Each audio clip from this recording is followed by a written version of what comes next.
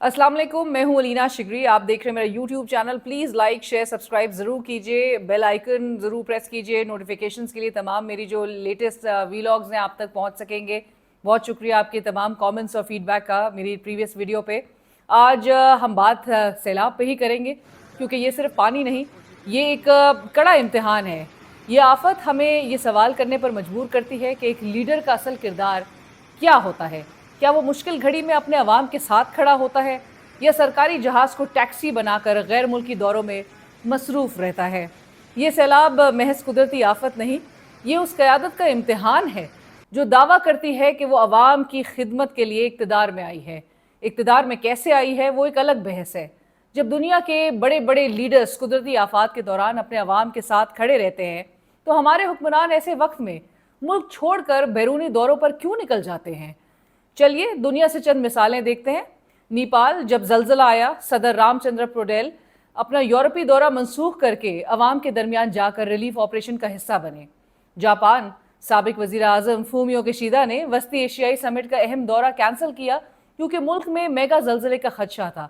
उन्होंने कहा, अवाम पहले, सियासत बाद में। जब तुर्की में खौफनाक जलजला आया, कतर के अमीर शेख तमीम बिन हमद अल सानी फौरी तौर पर तुर्की पहुंचे। वो पहले गैर मुल्की रहनुमा थे जिन्होंने मुतासरीन के साथ खड़े होकर दुनिया को एक मिसाल दी।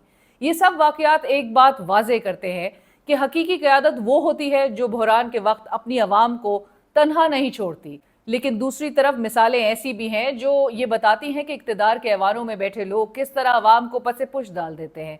पाकिस्तान के अलावा इस बेहसी में म्यांमार भी शामिल होता है। जब उधर जलजला आया, जनरल मिनांग हलाइंग बैनुल-अक़वामी समिट में चले गए और उन पर शदीद तनकीद हुई कि उन्होंने अवाम को मरने के लिए छोड़ दिया। ये वो मिसाल है जो दुनिया में बदनामी का बायस बनी। इस वक्त जब पंजाब और दीगर इलाकों में लाखों लोग सैलाब से मुतासिर हैं, हज़ारों बेघर हो चुके हैं, खेत मवेशी मकानात सब पानी में डूब गए हैं, सब पानी में बह गए हैं, ऐसे वक्त में वज़ीर आज़म शहबाज शरीफ साहब चीन के दौरे पर रवाना हुए। आज उनको एक ग्रैंड वेलकम मिला। क्या ये दौरा इतना ही ज़रूरी था कि इसे मौखर नहीं किया जा सकता था? क्या वो वज़ीर ख़ारजा या किसी खुसूसी नुमाइंदे को नहीं भेज सकते थे? क्या आवाम की आंखों में आंख डालकर ये कहना मुश्किल था कि मैं आपके साथ हूँ? ये वो लम्हा था जब लीडरशिप को इम्तिहान देना था। लेकिन चाहे बड़े भाई नवाज शरीफ साहब हों जो पंजाब को डूबता छोड़कर मरी पहुँच गए, भतीजी सूबे की वज़ीर आला मरियम नवाज साहिबा हों जो सैलाब की तबाहकारियों के वक्त जापान बमा अहलो अयाल चलती बनी, या फिर खुद चाचू जनाब शहबाज शरीफ साहब हो जो सरकारी जहाज़ को टैक्सी समझकर गैर मुल्की दौरे पर निकल गए। ये सिर्फ पानी की बात नहीं, ये नज़्म व नस्क, पॉलिसी और क़यादत का इम्तिहान है। मुतासरीन बताते हैं कि कई इलाकों में लोग कई दिनों से खुराक, दवा और सफाई के बगैर रह रहे हैं। हालात ऐसे बन गए हैं कि बुनियादी सेहत के बहरान का खतरा सरनुगू है। एक कौम बहरान में मौजूद रहने वाला एक लीडर चाहती है, वो लीडर जो अपने अवाम के दरमियान खड़ा हो, इमदादी मशीनरी की निगरानी करे और रियासती वादों को यकीन में तब्दील करे। माजी में यही शहबाज शरीफ साहब बूट पहने हर जगह पहुंच जाया करते थे। शहबाज साहब ने खुद 2022 के असबाग का जिक्र करते हुए कहा कि पिछले बड़े सैलाब के असबाग नहीं सीखे गए, मगर अमली सतह पर वही बुनियादी कमजोरियां हैं। डैमों और पानी के ज़ख़ीरे की कमी, निगरां पॉलिसियों की कमी, और ना तो देही ज़मीन के इंतज़ाम में वाज़ेह इस्लाहात हुई, ना शहरी प्लानिंग में मुरवजा कवायद पर सख्ती। यही वो खला है जिसमें हर बार तबाही बढ़ती है। क़यादत की गैर मौजूदगी या गैर वाज़ेह तरजीहात आज अवामी गम में इजाफा कर रही हैं। अब कुछ सरकारी हल्के दावा करते हैं कि मरियम ने जापान से सूरत हाल मॉनिटर की, मगर अवामी तासुर तब तक अच्छा नहीं होता जब तक वाज़ेह डेटा पर मबनी और शफाफ इमदादी पैकेजेस मंजर आम पर ना आए। मरियम नवाज की सियासी कुव्वत तस्वीरी और बयानाती सतह पर तो काफ़ी शानदार नज़र आती है, लेकिन तस्वीर, तकारीर और कैमरा फ्रेंडली लम्हात उनके सियासी पैकेजेस का हिस्सा अगरचे ज़रूर है, पर बहरान का लम्हा वो मरहला है जहाँ तस्वीर के पीछे अमल की ज़रूरत सबसे ज़्यादा होती है। तनकीद का बुनियादी नुक्ता यही है कि पॉलिसियाँ, टाइमलाइंस और शफाफियत अवाम को नज़र भी आए और सिर्फ तस्वीरी रिपोर्ट्स ही आवाम के सामने पेश ना की जाए, चाहे वो अखबारात के फॉर्म में हो, चाहे वो टीवी कमर्शियल्स के फॉर्म में हो, टीवी एड्स के फॉर्म में हो। मरियम नवाज साहिबा की जो परफॉर्मेंस है वो उस वक्त एक्नॉलेज की जाएगी कि जब वो इंतज़ामी तौर पर भी इसी तेज़ी और शफाफियत के साथ अवामी वसाइल तकसीम भी करें। देखें जी, दो बुजुर्ग है, जल्दी पहुंच।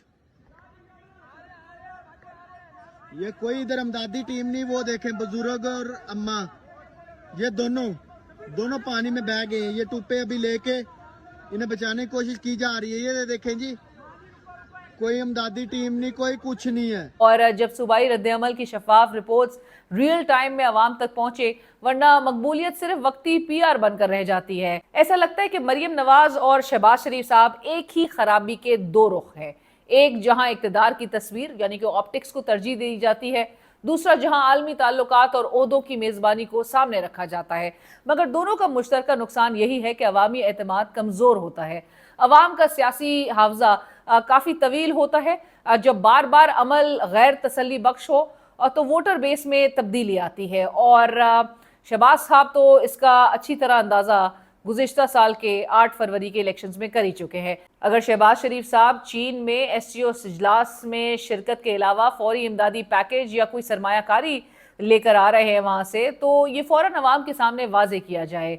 रकम, शेड्यूल और हदफ बसूरत दीगर यही दौरा बतौर सियासी तरजीह देखा जाएगा। मरियम नवाज को चाहिए कि जापान दौरे के नताइज, टेक्निकल मावनत, हंगामी सेहत या शहरों की बहाली के हवाले से जो वादे हैं, जो प्लेजेस हैं, तफसीलन जारी करें। बसूरत दीगर उनकी PR फेहरिस्त मशकूक करार पाएगी।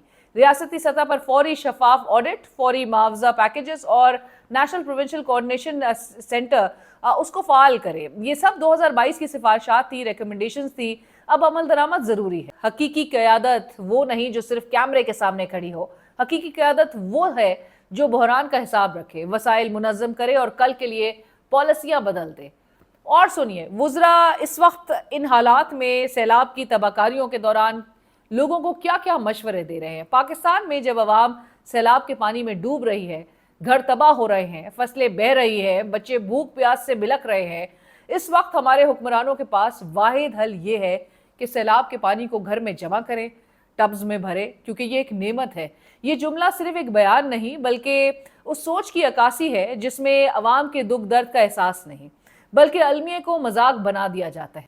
दुनिया भर में हुक्मरान कुदरती आफात में अपनी कौम के साथ खड़े होते हैं, रिलीफ प्लान, पॉलिसी, फंड्स और अमली इकदाम सामने लेकर आते हैं, लेकिन यहाँ हमें टब में पानी जमा करने के मशवरे मिलते हैं। ये कौम इसलिए भी डूब रही है कि जिनके हाथ में फैसले हैं, जिनके हाथ में इख्तियारात हैं, वो या तो दौरों पर मसरूफ़ हैं या मज़ाहिया नसीहतों, यानी अवाम डूब रही है और मशवरा ये दिया जा रहा है कि पानी को बोतलों में भर लो। फिर कहूँगी कि ये बयान नहीं बल्कि हमारे सिस्टम की कहानी है। सवाल ये है कि जब हुक्मरान ही अलमिए को मजाक समझने लगें तो अवाम की उम्मीदें किस से बांधी जाएं। सियालकोट में $300 मिलियन का मंसूबा जिसके पाइप बैठ गए। मैं अपने सियालकोट शहर की आपको बात बताऊंगा। 23 सालों से जो है एक का मंसूबा शुरू हुआ है, उसकी पाइपें बैठ गई हुई हैं। कुछ $250-300 मिलियन का वर्ल्ड बैंक का लोन है और उनकी कोई जो है बड़े मशहूर ठेकेदार जो है वो काम कर रहे हैं। वो उनकी अकाउंटेबिलिटी नहीं है, कोई कुछ नहीं है। उनका एक सियासी भी मुकाम है, उन लोगों का, उन ठेकेदारों का बहुत बड़ा नाम है उनके सियासत के अंदर। ये अल्फाज किसी आम आदमी के नहीं बल्कि मुल्क के वजीर दिफा जनाब ख्वाजा आसिफ साहब के हैं, जो खुद इसी इलाके के नुमाइंदा हैं। सवाल ये है कि अगर पाइप बैठ गए तो जिम्मेदारी किसकी है? अगर अरबों रुपए जाया हो गए तो हिसाब कौन देगा? और अगर उस मशहूर ठेकेदार का नाम सियासत में बड़ा है तो क्या इस बुनियाद पर उसे एहतसाब से इस्तिस्ना हासिल है? पाकिस्तान में यही सबसे बड़ा अलमिया है। गरीब आदमी के लिए कानून है, जुर्माने हैं, जेलें हैं, लेकिन जब बात अरबों खरबों के मंसूबों और ताकतवर नामों पर आती है तो जवाब सिर्फ एक मिलता है, उनका एहतसाब नहीं हो सकता। आखिर में नुकसान किसका हुआ? अवाम का। पानी में डूबने वाले भी अवाम, नुकसान उठाने वाले भी अवाम, और जिम्मेदार हमेशा कानून और ताकत से बालातर। मेरे चैनल को सब्सक्राइब कीजिए, फीडबैक सजेशन से जरूर आगाह कीजिए।